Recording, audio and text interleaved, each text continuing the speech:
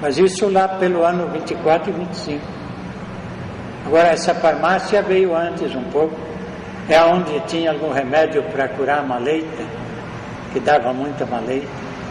Essa febre tremitente que falava, que acho que seria a mesma maleita. Feridas bravas. Meu pai pegou feridas que precisou depois fazer um tratamento mais tarde, até para São Paulo, Campinas, para poder sarar dessas feridas. E a vida da família que veio enfrentar o sertão aqui na época foi mais ou menos isso aí. Mas as primeiras sofreram mais ainda, que é o caso da minha família e outras tantas que vieram na época, como veio José de Oliveira, Jaco Motorello, que também era dessa época, família Lúcio Fortunato, irmãos Vieira, família José Gomes, que são fundadores, e outras tantas famílias, como família Gervasoni, família Colnago. São famílias que vieram dentro de entre 1 ano e 2 anos dessa época para frente. E algumas mais que a gente não lembra aqui, mas que a situação na época era uma situação só mesmo para quem tem coragem de vencer na vida, porque se fosse hoje ninguém teria coragem de fazer isso. Tenho família que abriu sertões aí no Mato Grosso, eu também ajudei a abrir, mas com muito mais recurso, com muito mais meio de condução, meio de tudo. Aqui na época, quando precisava de um remédio, tinha que ir no curador. Aí depois que veio esse farmacêutico, que até não lembro o nome, Gaspar justamente, usava uma palhetinha chatinha na cabeça, até parece que está vendo, né? Aí já começou a melhorar, mas a medicina também era fraca. O Dr. Mário entrou aqui, moço, novão também, animado, valente, cavaleiro, ia assistir as famílias lá longe, 4, 5, 8 quilômetros a cavalo, mas ele tinha disposição boa e portanto que foi um dos grandes regentenses que morreu em Regente Feijó. Ele e a esposa também, Dona Geni.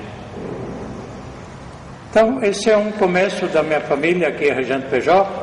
Aí vem, meu pai era solteiro, a mulher que ele namorava que foi nossa mãe lá de Assis, perto entre Assis e Candomoto também. Casou e veio para cá. Trouxe a noiva para o mato, ela também era valente. Gostou da mudança para cá, enfrentou com saúde, mas devido às enfermidades que contraiu aqui na época brava e não tinha recurso, ela acabou falecendo com 39 anos de idade. Deixou 9 filhos, tudo, o mais velho 16 e o mais novo 1 ano e meio. Aí nós fomos criados com a avó e o avô, uma tia que morou com nós até o falecimento dela, que serviu de mãe também. E assim, senhor Antônio, o senhor nasceu em que dia? Dia 13 de junho de 1925. Desse instante em diante o senhor nasceu, garoto, novo ainda, foi convivendo com seus familiares, ajudando dentro da maneira possível. Era muito difícil assim mesmo ser a criança naquele tempo. Era muito difícil, porque não tinha recurso. Hoje a criança tem recurso para tudo, tem saúde, tem comida, tem escola. Naquele tempo não tinha nada disso, e dava muita gripe brava, e as gripes a maioria das vezes era curada lá com erva do mato, com chá do mato. Dente, doía o dente estragava na boca da criança, aquilo doía, não tinha nem dentista na época para poder tratar dos dentes. Era difícil mesmo. Escola, alguns tinham escola, outros não tinham.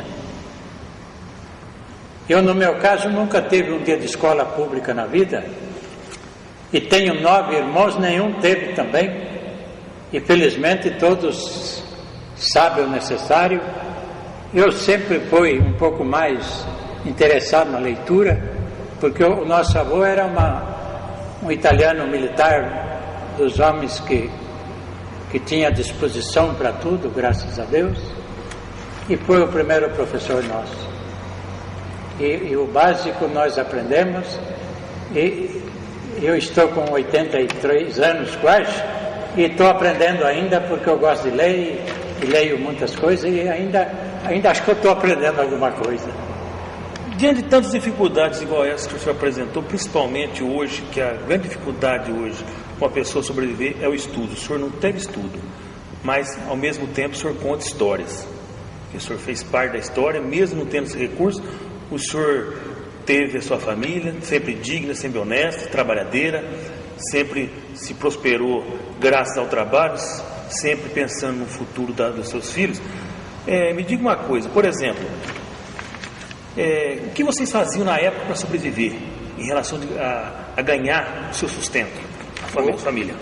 O sustento na época, não só da minha família, como de todas que entraram aqui, era fazer a rocinha, plantar o milho, o feijão, o arroz, principalmente para o sustento da família.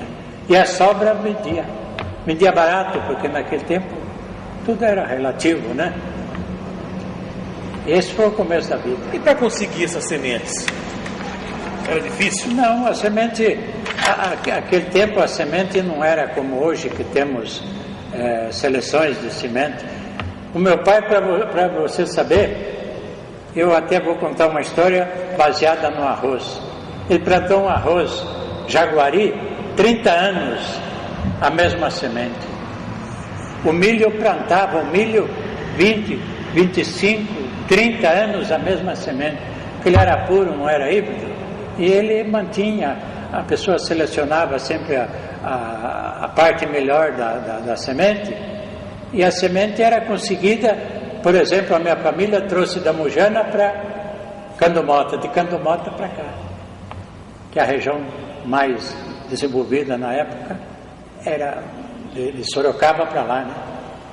O senhor há de concordar então que para ter o início da cidade e das cidades da região, a estrada de ferro sorocabana foi importante para isso? Foi o marco principal para o desenvolvimento, porque não havia estrada. A primeira estrada foi a estrada de ferro, e ao lado a estrada que a companhia, que eu não lembro quem que era o empreiteiro da estrada, se não me engano, José Jorge, eu não lembro bem disso. Certo. Então ele fazia a estrada paralela para poder trazer dormente, poder para os animais das carrocinhas, que foi feito com animais de carrocinha. Então ela servia até para transporte de passageiro, mas para mercadoria, para tudo, mudança, igual o senhor falou? Tudo. Por sinal, na época nem condução não tinha. O primeiro automóvel, não é bem certeza, mas eu vi numa história que um dos sócios, dos empresários aqui que fizeram a linha, comprou, mas depois não conseguiu trazer para cá porque as estradas não ajudavam. Era aquele pé de bode, ramona de roda de pau. Isso. Então, a primeira estrada foi essa aqui, foi feita paralela à linha de trem para servir de uso para fazer a linha. Para fazer a linha.